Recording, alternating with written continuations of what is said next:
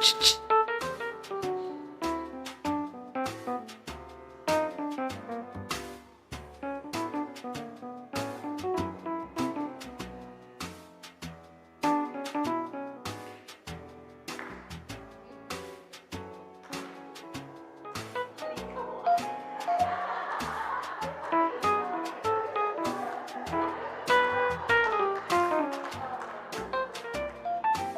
messing with me now.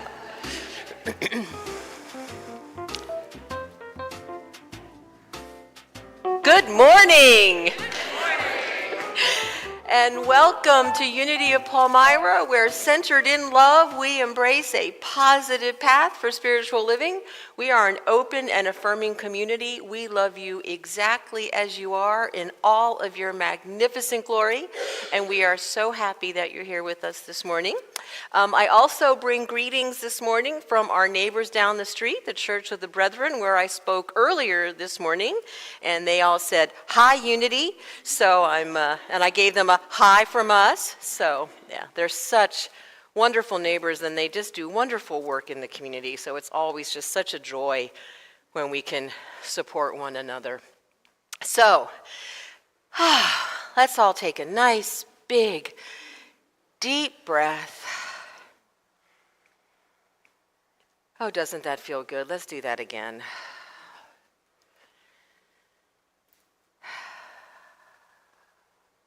Oh, you can just feel the energy settle and calm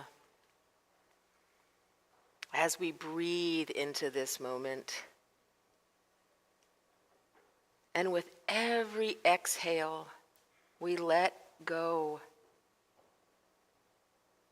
We let go of whatever could distract us from this time. We let go of whatever could be worrying or bothering us right now. Because right now, there is absolutely nothing we can do about it. So we give ourselves that sweet gift of being fully present.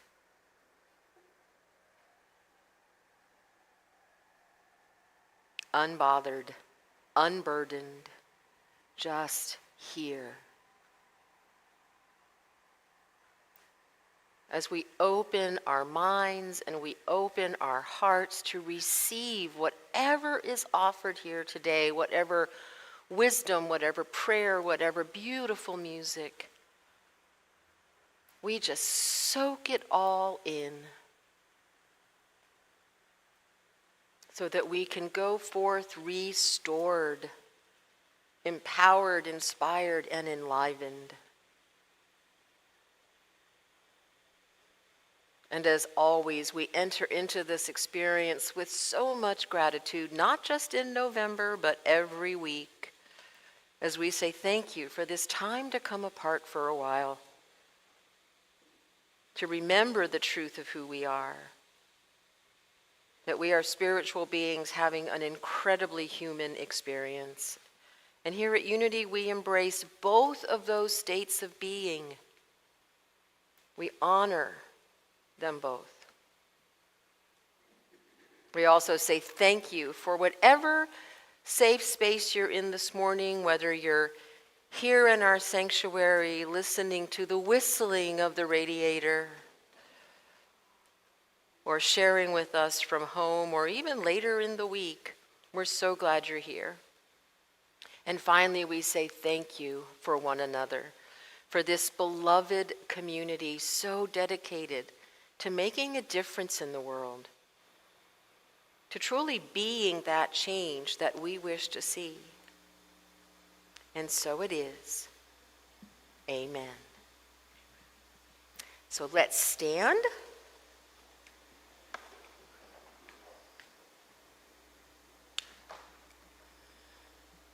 Together, may the light we now kindle inspire us to use our powers to heal and not to hurt, to help and not to hinder, to bless and not to curse, to serve you, Divine Spirit.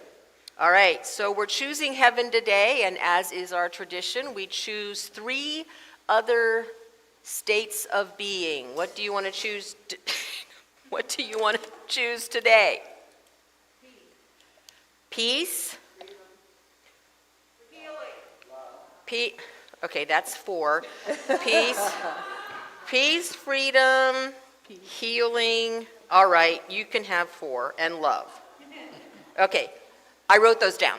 Okay. Don't panic. All right, so we always begin and end with heaven, because ultimately, that's what we're choosing. All right? Take it away, Miss Janie.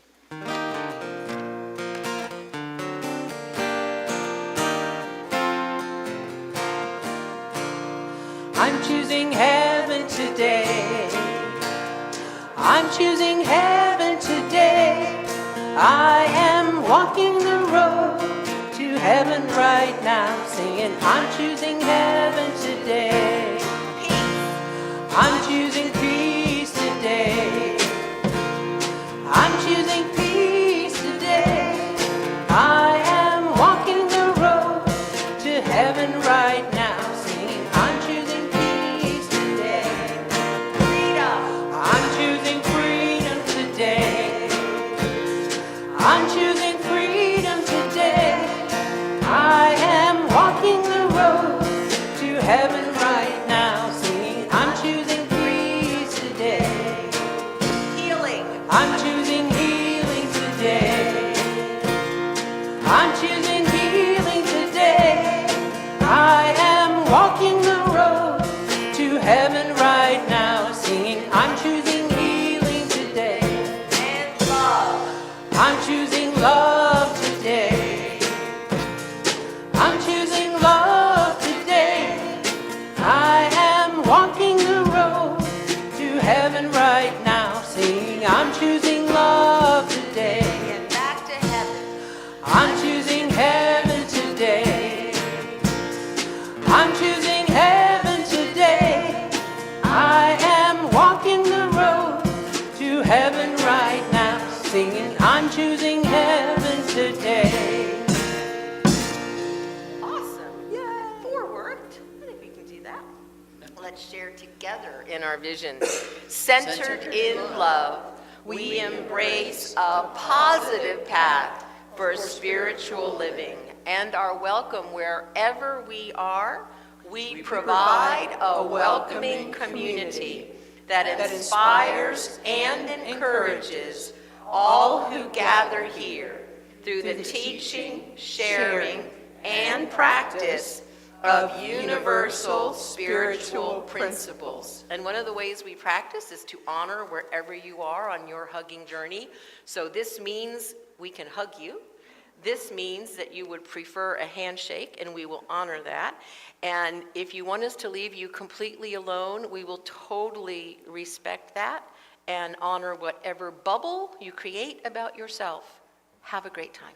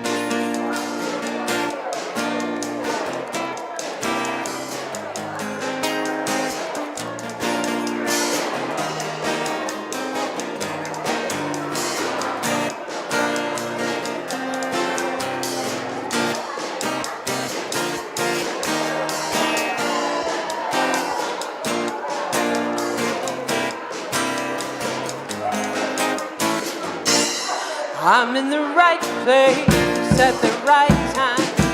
I am just where I'm supposed to be. I'm in the right place at the right time. I am just where I'm supposed to be.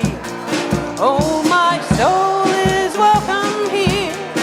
Oh, my soul is welcome here. I am getting the message loud and clear. My soul is welcome here.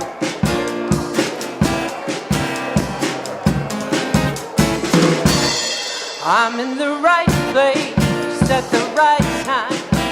I am just where I'm supposed to be. I'm in the right place at the right time. I am just where I'm supposed to be. Oh, my soul is welcome here. Oh, my soul is welcome here. I am getting the message loud and clear. My soul is welcome here. Okay, sing along. I'm in the right place at the right time. I am just where I'm supposed to be. I'm in the right place at the right time. I am just where I'm supposed to be. Oh, my soul is welcome here. Oh, my soul is welcome here. I am getting the message loud and clear. My soul is welcome here. I am getting the message loud and clear. My soul is welcome here.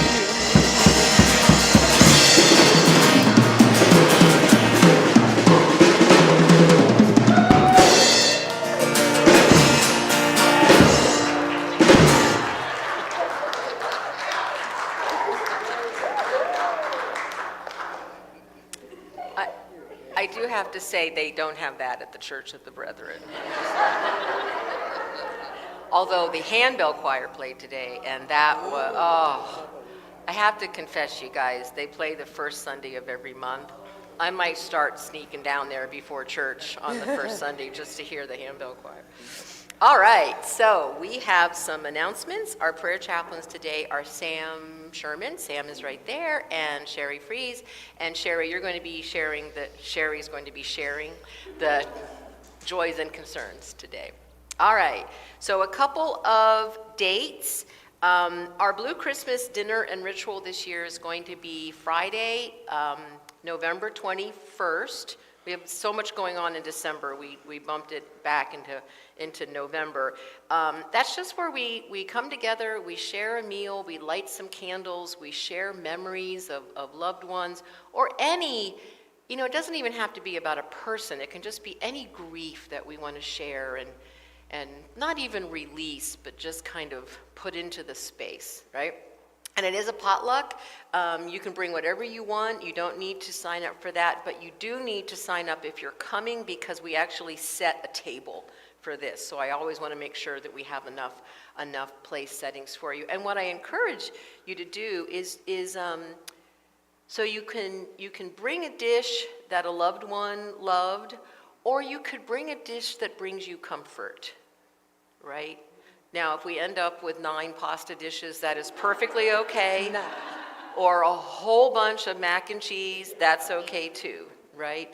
Sherry usually brings her chocolate cake with peanut butter frosting, so we kind of rely on her for dessert. But just bring something to share, and then we just sit and we have a lovely evening. And it is so interesting, because sometimes in the sharing we start out with tears, but the evening almost always ends up with laughter, which is just such a sweet shift to make as we go into the holidays. And then, speaking of the holidays, that Sunday is our Thanksgiving Love Feast, and that you do have to sign up and tell us what you're bringing, so we make sure that we have enough mashed potatoes, turkey, and green bean casserole. That sign up is downstairs, and then immediately following that, we do our Christmas decorating. We are going to have a little bit extra that we're going to do the week after that. So if anybody wants to come in and help me ho up the sanctuary a little bit more, you can. Because we have so much going on the 3rd and 4th Sundays of November, and because November has 5 Sundays, we're going to break protocol, and we're going to have our hug meeting on the last Sunday in November. Because either that or it was going to have to double up with something else, and my brain can't do it. I can't do it. So we're going to have Blue Christmas on the 21st. We're going to have the Love Feast and the decorating on the 23rd, and we're going to have the hug meeting on the 30th, and then the following Saturday, December 6th, is Ken's concert. Please come, bring your friends and family. It's going to be a wonderful evening. He and our amazing musicians are providing the music. I'm going to be providing the food, which means Ken will also be providing the food. So it's going to be just a really fun evening. And finally, there are still, we've been really happy with how the angel tree tags are disappearing. Yay, go community. I think there's just a couple left, so it would be wonderful to see an empty tree by the end of today. And what's the date, Joanne, that they're due? The 23rd. And do not wrap them. Please do not wrap them, because then we have to unwrap them. But what we started doing last year is if you want to donate a roll of wrapping paper, you can. And then the families and the crew at the Salvation Army have a roll of wrapping paper. There's still one tag missing that's not signed up for. Okay. Oh, I hope that's not me. Okay.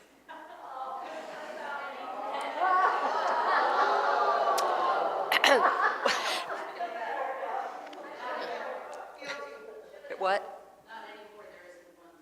Oh, the tags are now all officially gone. Yay, yay. Okay, so that was actually perfect, because Miss Helene, you were not here last week, so would you come up front, please? The walk of shame.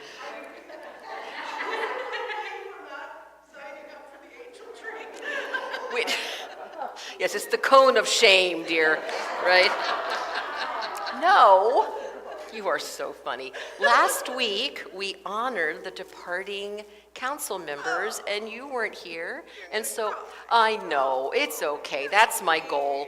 So, this is for you, with appreciation for everything that you contributed and how wonderful it was to have you on the council with the prayers and the occasional shoulder rubs. I'm really going to miss the occasional shoulder rubs. It won't. So anyway, can everybody please, don't leave yet. Can everybody please, there you go.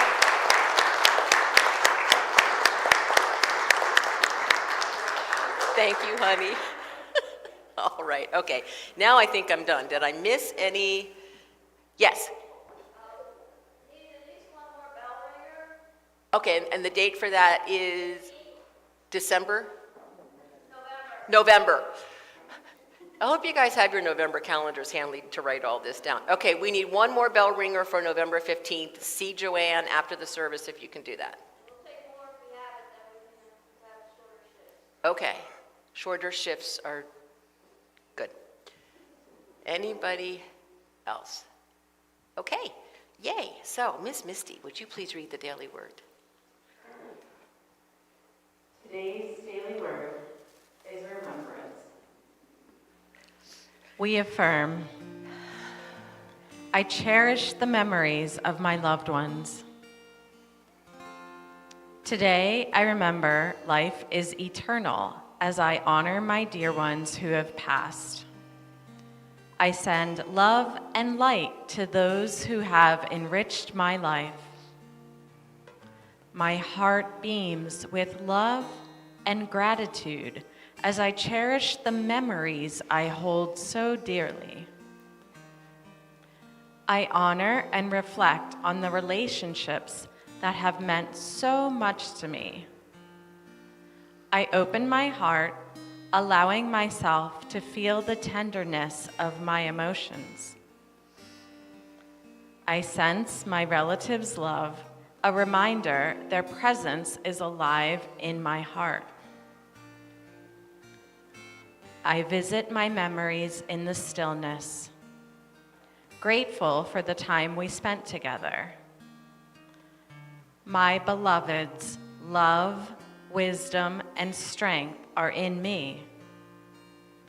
As I remember these special ones, their memory will be a blessing that transcends time and space. And from Luke chapter 22, verse 19. Then he took a loaf of bread, and when he had given thanks, he broke it and gave it to them, saying, "This is my body, which is given for you. Do this in remembrance of me."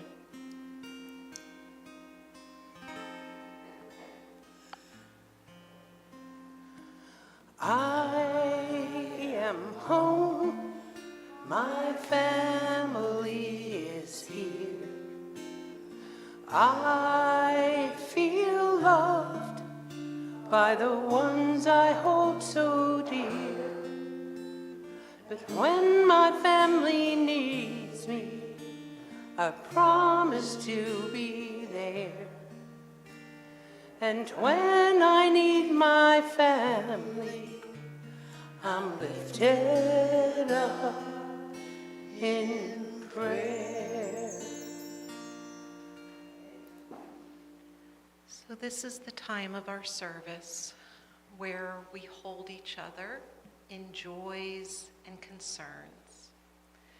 So let's just take a moment to feel our feet grounded, connected to the earth, which holds each of us.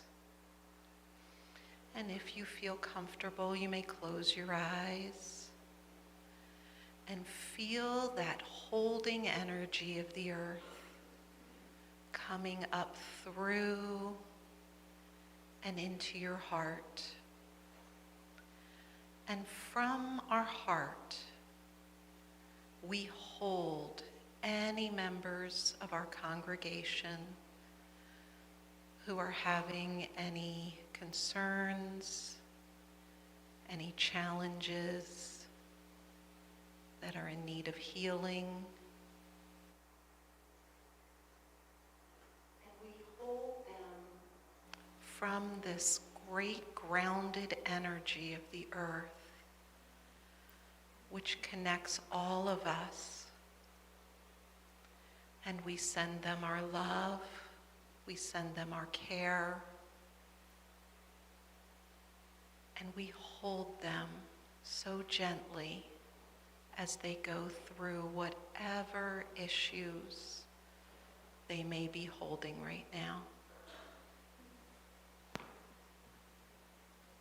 And we also hold the world in general and all of the challenges of people who may be finding it difficult financially. And we hold them in this great grounded energy of the earth, sending them our love. And from this energy, we also celebrate joy. We celebrate the wonders, the miracles of this planet, and we celebrate that there is so much to experience in this living, breathing experience of life.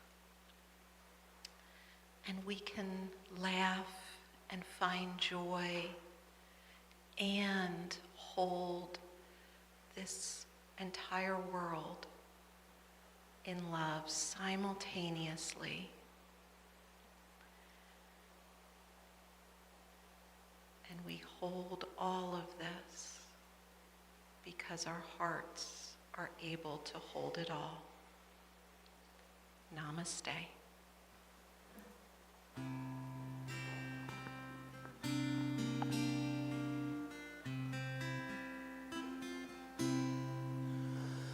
The God in me beholds the God in you. Namaste. The God in me beholds the God in you. Namaste. You are beautiful. You are whole. are beautiful. You are whole.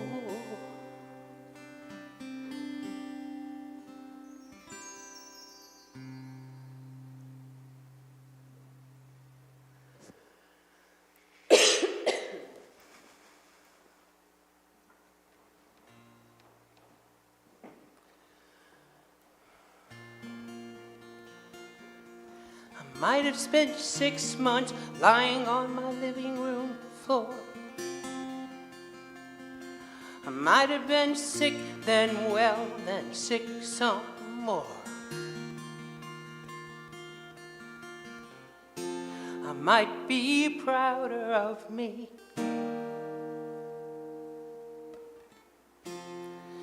than I ever have been. I've been learning about letting go, how to do it without my claws scratching the surfaces. I've been learning about wasting time and closing some doors, hoping to open more down the line.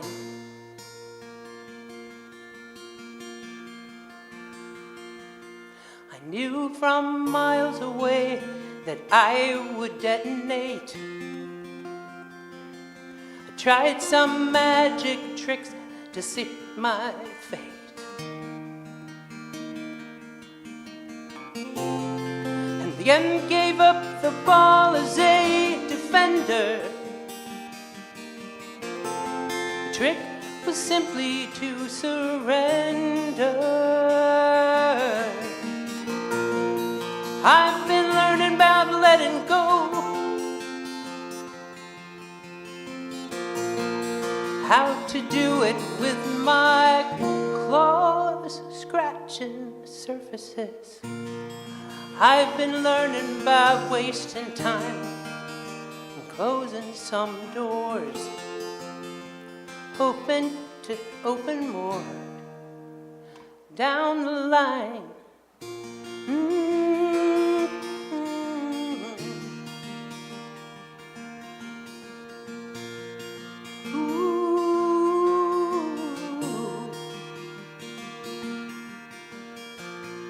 It's okay, it's okay, make mistakes, make mistakes.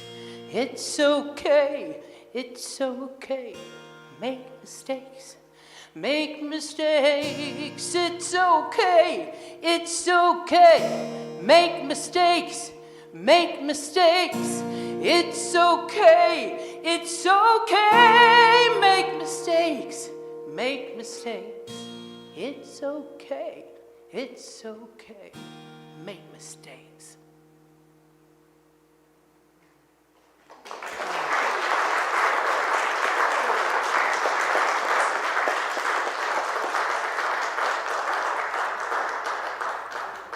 I just love the music you're coming up with for this series. It is awesome. I was sharing this morning with someone there that the perfect worship service for me is a 10-minute talk, a 15-minute meditation, and the rest is music. But you're not going to get that today. So this is the 4th week of our Transitions series based on Making Sense of Life's Changes, Transitions by William Bridges. And so today we get into the real heart of his transition process. He says that a transition process is composed of 3 parts: endings, the neutral zone. Anybody else think Romulans? I know you did, Holly. Okay. And beginnings.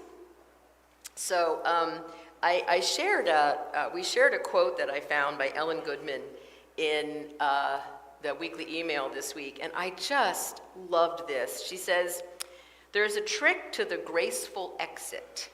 It begins with the vision to recognize when a job, a life stage, or a relationship is over, and to let it go. It means leaving what's over without denying its validity or its past importance to our lives. It involves a sense of future, a belief that every exit line is an entry, that we are moving up rather than out. And I love that because I know in my life and in the lives of so many people that I've supported, sometimes we want to make an ending less painful by making what is wrong. Anybody do that? Right? I know I need to leave this, so I'm just going to say that there's something wrong with it, instead of blessing what it has been in our lives and creating that graceful exit. And I thought that she just brought a wonderful energy to ending. So I want to share just a little bit from the book here, and then we're going to get into the 4 different aspects of endings, and you guys are going to love this. Okay, so if you have the book, I'm just going to read a couple paragraphs from page 90 and 91. So he starts this by saying, considering that we have to deal with endings all of our lives, most of them handle them very badly. This is in part because we misunderstand them and we take them either too seriously or not seriously enough. We take them too seriously by confusing them with finality. That's it, all over, never more, finished. We see them as something without sequel, forgetting that in fact they are the first phase of the transition process and a precondition of self-renewal. At the same time, we fail to take them seriously enough. Just because they scare us, we try to avoid them. And then he tells a story that he shared with one of his clients. And I think I've shared a version of this before, but it's worth repeating. He said, once there were 2 monks who were traveling through the countryside during the rainy season. Rounding a bend in the path, they found a muddy stream blocking their way. Beside it stood a lovely woman dressed in flowing robes. Here, said one of the monks to the woman, let me carry you across the water. And he picked her up and he carried her across. Setting her down on the further bank, he went along in silence with his fellow monk to the abbey up on the hill. Later that evening, the other monk said suddenly, I think you made an error picking up that woman back on our journey today. You know, we are not supposed to have anything to do with women, and you held one close to you. You should not have done that. How strange, remarked the other. I carried her only across the water. You are carrying her still. Amen? Okay. So T.S. Eliot writes, what we call the beginning is often the end, and to make an end is to make a beginning. The end is where we start from. No, I'm not going to say that again. So what we're going to be talking about today are endings. And what we want to create, and what we have been consciously creating here, is that graceful exit, right? So he says there are 4 different aspects to the natural ending experience. There's disengagement, there's disidentification, there's disenchantment, and then there's disorientation. So disengagement is just that. It is literally disengaging from the old life, the old way of thinking or acting. So traditional peoples and many indigenous peoples, that at those times of inner transition, a person needs to actually go apart, to be separate, so that they can totally focus on what they're experiencing in their inner world. And so their transition is literally marked by being separated from their family or their community or anything that would be considered normal in their lives. So the disengagement can be physical. It can also be emotional, that we're disengaging from an old belief or we're disengaging from a different mindset. So he says this often manifests as a withdrawal or an intense need to be alone. So it's our Greta Garbo moment. I want to be alone. Am I the only one who gets that? Okay, come on. I know some of you. Thank you, my peeps. And the neutral zone. You're batting 1,000 today, Holly. So he also says that this time can be marked by feelings of betrayal or frustration or even loss, because we're not just disengaging from what we've been, But we can also be disengaging from who we've been, and this can be scary. So that the who we've been leads us to what he calls disidentification. So it's the inner side of disengagement, all right? So this is where we ask ourselves, who am I? Right? Anybody have that looking in the mirror and going, who is this person? Thank you, Noelle. Yeah, like what am I here for? Like, who am I? Right? And I think for many of us in Unity, that question really precipitated our spiritual journey, right? We disengaged from, wait a minute, that's not what I am, that's not what I want to be. And so then the next logical question is, well then, who am I? Right? So Jack Kornfield talks about this in his book, and if you don't have this, I highly recommend it, After the Ecstasy, the Laundry. He says, the mystery of identity, of who am I, is one of humankind's central spiritual questions. Are we this body of flesh and blood? Is consciousness merely a product of our nervous system, our thoughts, our feelings? Are we our genetic heritage and our ancestors' patterns? Or is our essential nature more fundamentally spiritual?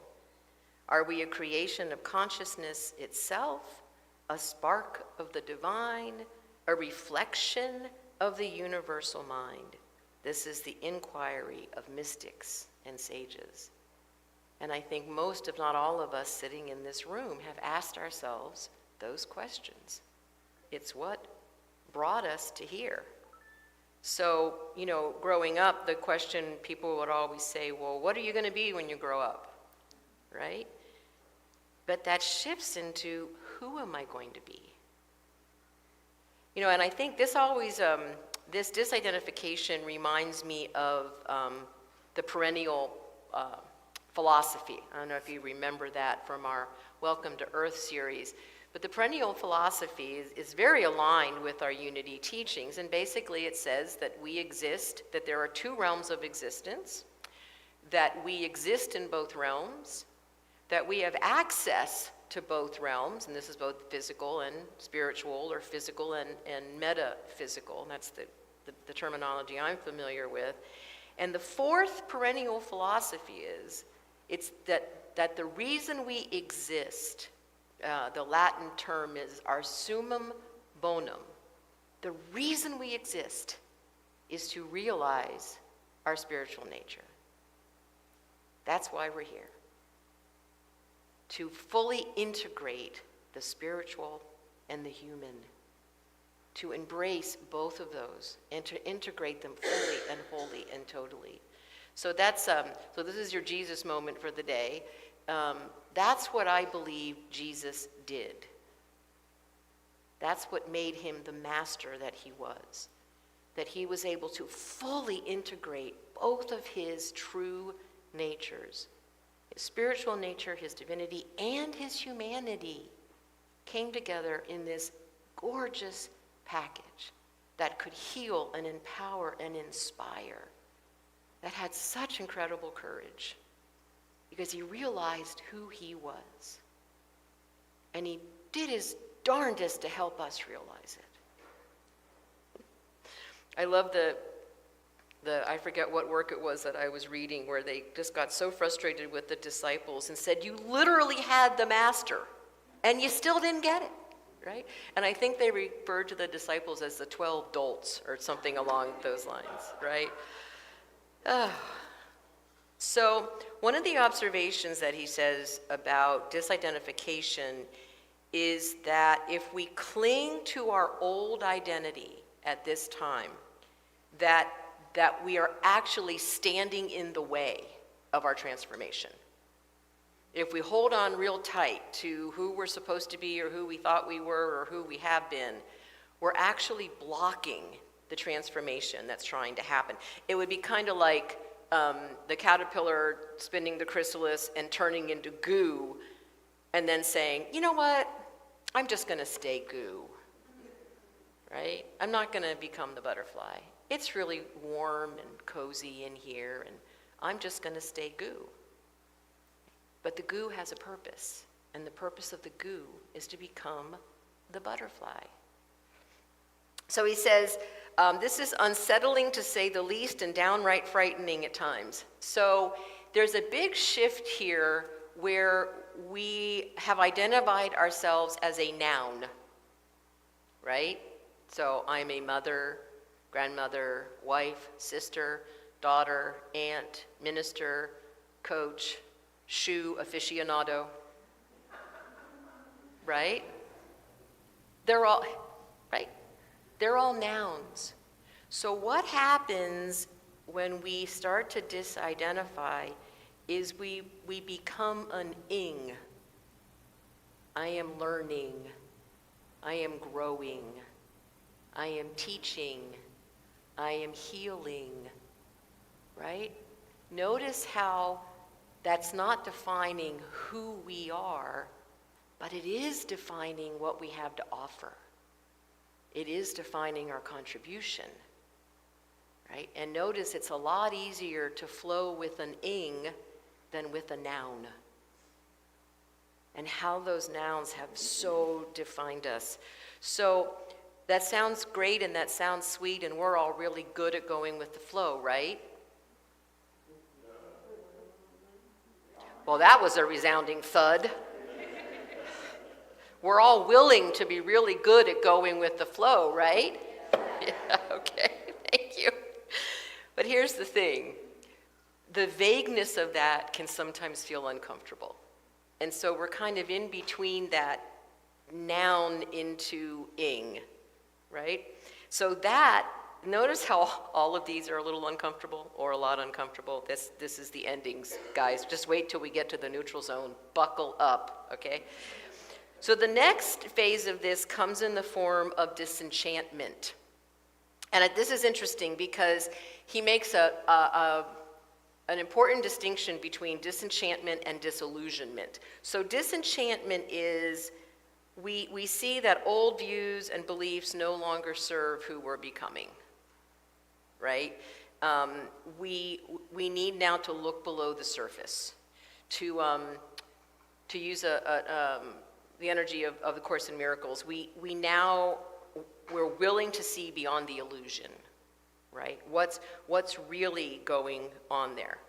So the difference between, and I found that it's easier for me to understand disenchantment when he compares it to disillusionment. So the difference is the disillusioned person, and we can tell when we've been disillusioned because we can get a little cranky and a little cynical, right?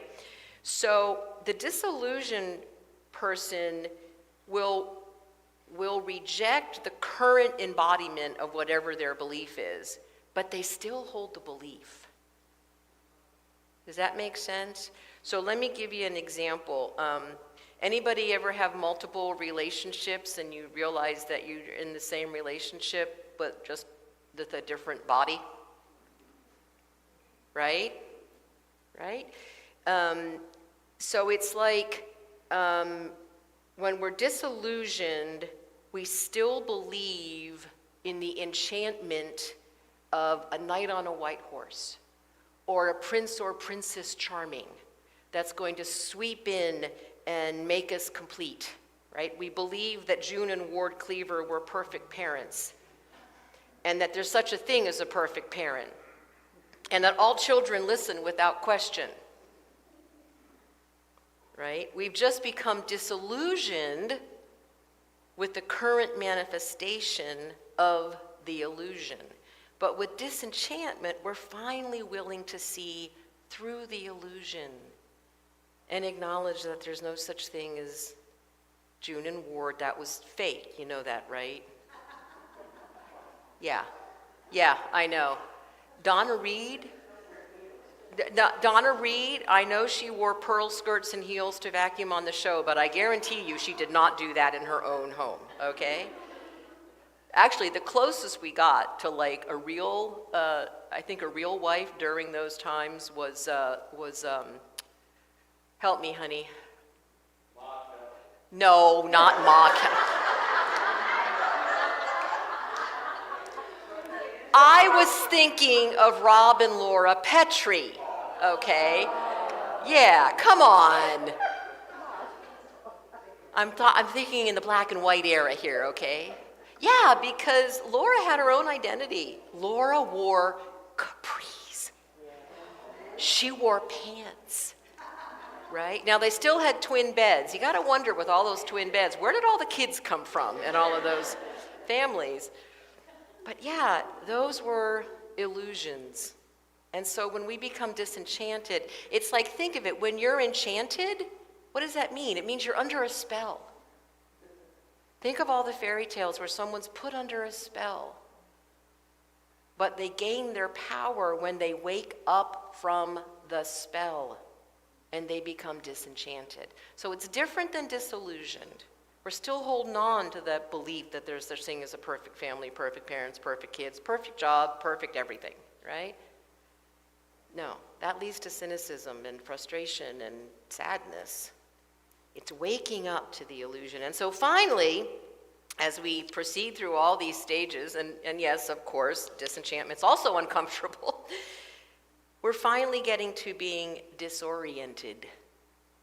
So you can imagine we've now disengaged, we've disidentified, we've disenchanted, we're getting through all the disses, and now we get to disoriented. So he says, disorientation is meaningful, but it isn't enjoyable. And I think he has a definite a knack for understatement. So you can imagine that becoming disengaged from the world you've always known, disenchanted from everything that you believe to be true, and disidentified with who you thought you were would be very disorienting, and you'd be right. Marilyn Ferguson says, it's like being in between trapezes. I'm going to let you visualize that for just a second, but this one's even better. It's Linus when his blankie is in the dryer. There's nothing to hold on to. So it's scary, it can feel lonely, and that's okay. And it's also absolutely necessary to create a powerful ending, to create a graceful exit. So all of that leads us into the neutral zone. So we're going to be entering into the neutral zone next week in a state of disorientation. Breathe. Well done. All right, let's take that into meditation and help us breathe today, Miss Janie.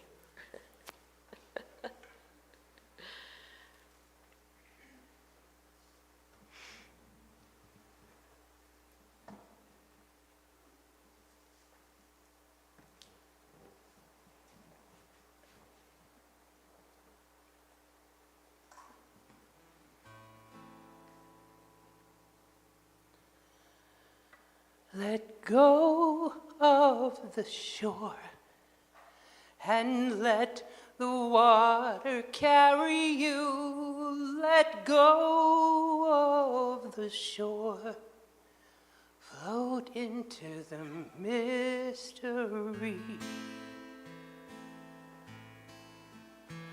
Let go of the shore and let the water carry you. Let go of the shore, float into the mystery.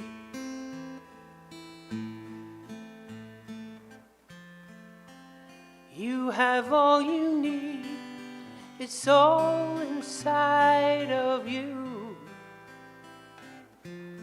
Just close your eyes and breathe, and know that you are safe. Let go of the shore and let the water carry you. Let go of the shore, float into the mystery.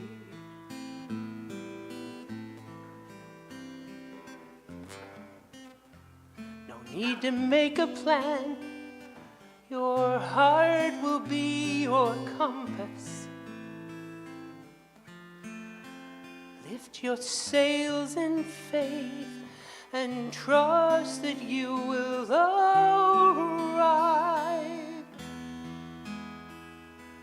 Let go of the shore and let the water carry you. Let go of the shore, float into the mystery, float into the mystery, float into the mystery.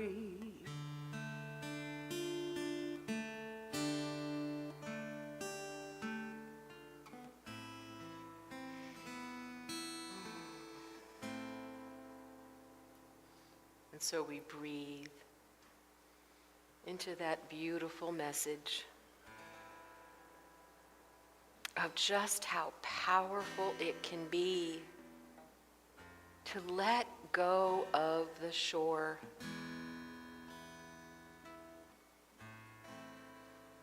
To let go of the life we think we should be living.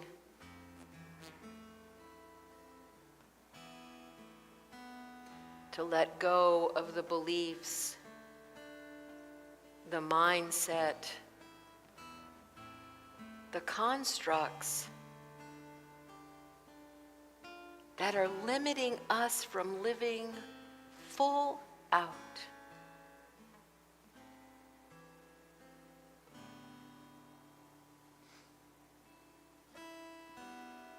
And while we can see the power and the beauty of leaving the shore and crossing that ocean, we also acknowledge the fear, the worry, the anxiety that can come up when we let go of the familiar.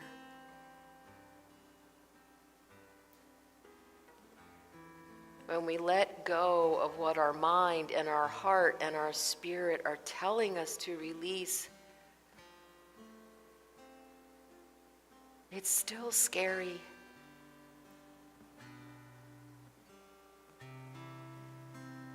As we disengage from the world that we've created,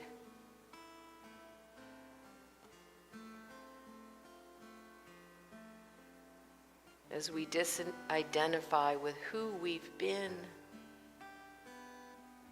and become curious about who we are.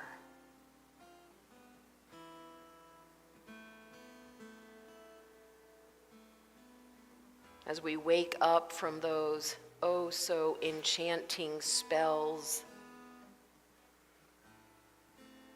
that keep us endlessly seeking for the perfect anything.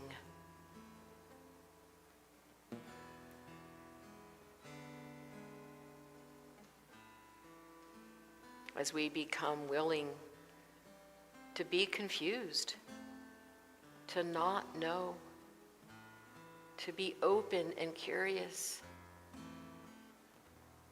to hang out there between those trapezes, trusting that the universe will drop the ring when we're ready.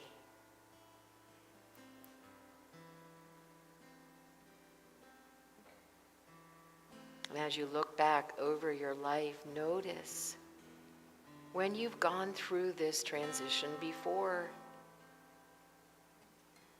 and notice that you survived, and you're here, and you're powerful, and you're wise.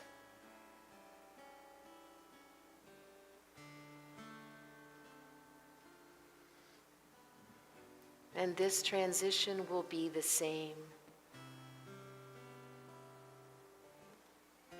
We will come through it. We will be powerful. We will be loving. We will be wise, and we will be stronger than ever before.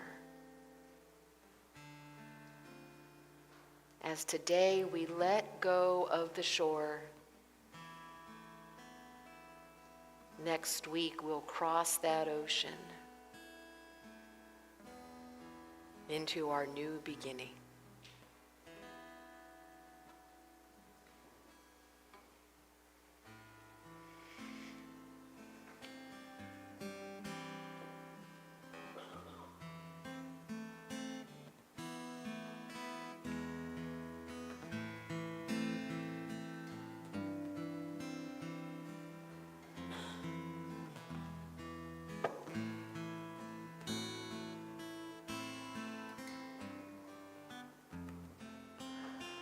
We have all we need. It's all inside of you. Just close your eyes and breathe and know that you are safe. Let go of the shore and let the water carry you. Let go of the shore. Float into the mystery. Float into the mystery. Float into the mystery.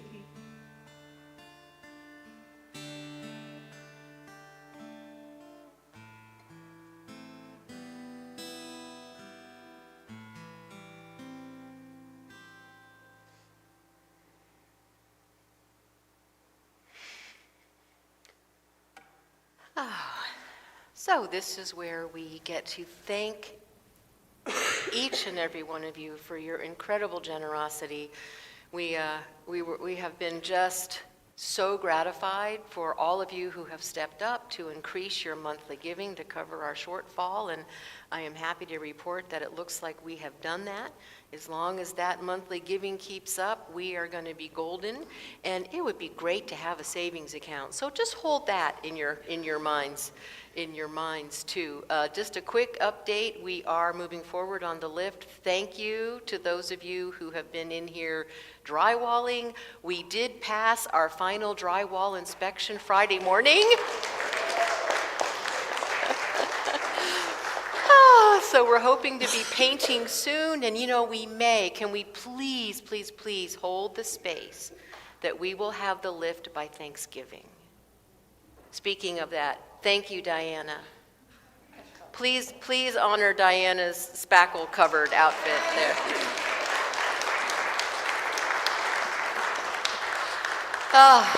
And therein lies the power of community, guys.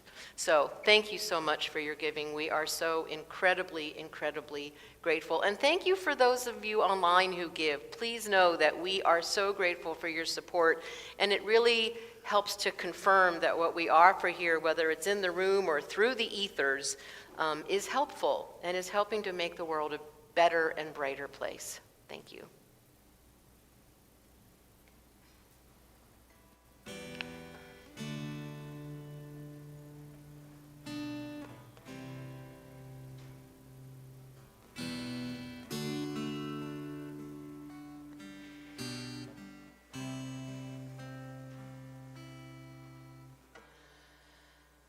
Enter the wild with care, my love, and speak the things you see. Let new names take and root and thrive and grow. And even as you travel far from heather, crag, and river, may you, like the little fisher, set the stream alight with glitter. May you enter now as otter, without falter into water.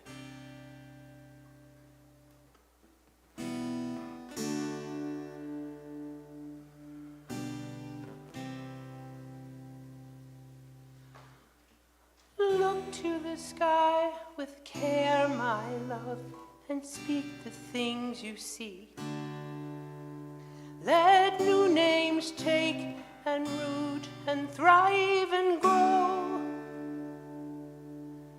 And even as you journey on, past dying stars exploding, like the gilded one in flight, leave your little gifts of light. And in the dead of night, my darling, find the gleaming eye of starling, like the little aviator. Sing your heart to all dark matter.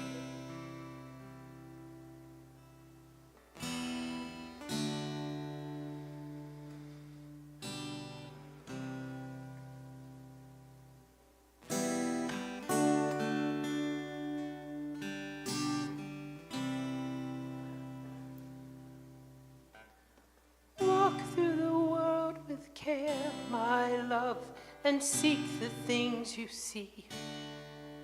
Let new names take and root and thrive and grow.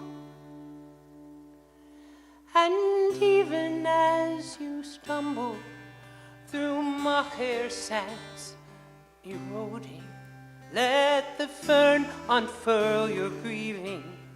Set the heron still your breathing. Let the selkie swim you deeper. Oh, my little silver seeker.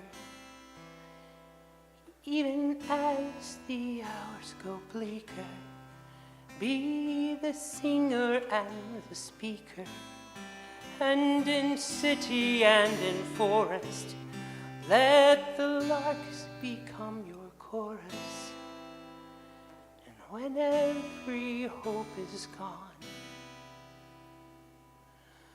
let the raven call you home.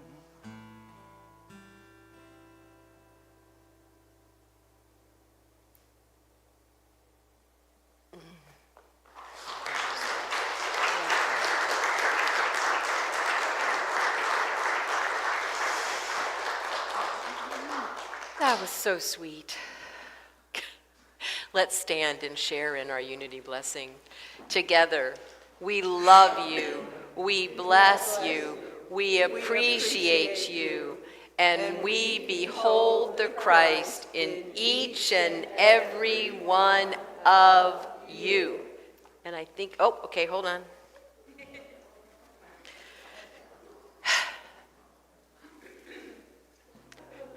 Thanks. Thanks. I'll need the luck. Okay. Are we ready to do happy birthday? Why, yes. Why, yes, we are. That's after that.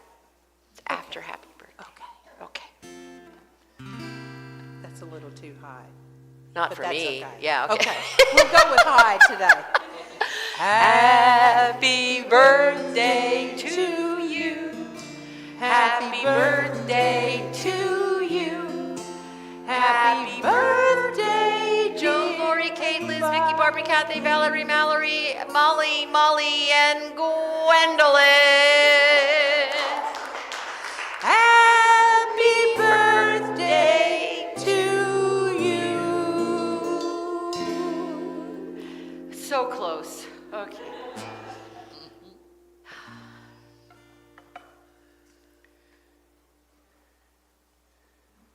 Together, we extinguish this flame, but not the light of truth, the warmth of community, or the fire of commitment. These we carry in our hearts until we are together again. I stand for love, I stand for peace, I stand for joy and for release, for what is beautiful and true. I stand for hope, I stand for you. You know our world is in great pain, She needs our loving care again. Yet there are those who fail to see what we have done and what we need.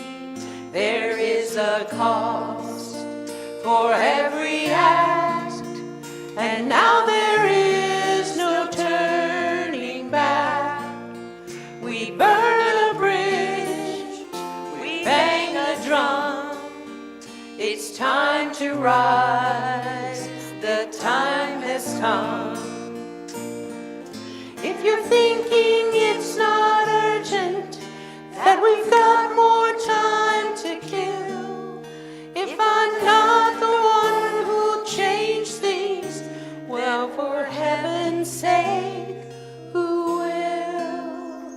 So I will move, and I will climb that mountain one step at a time.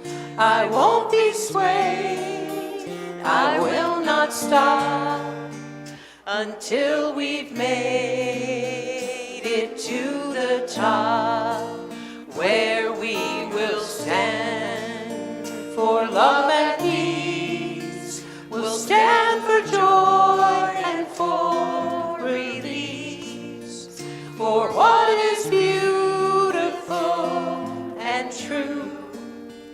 We'll stand for hope, we'll stand for you, for what is beautiful and true. I stand for hope, I stand for you.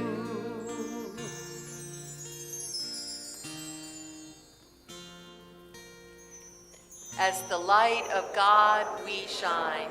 As the love of God we embrace.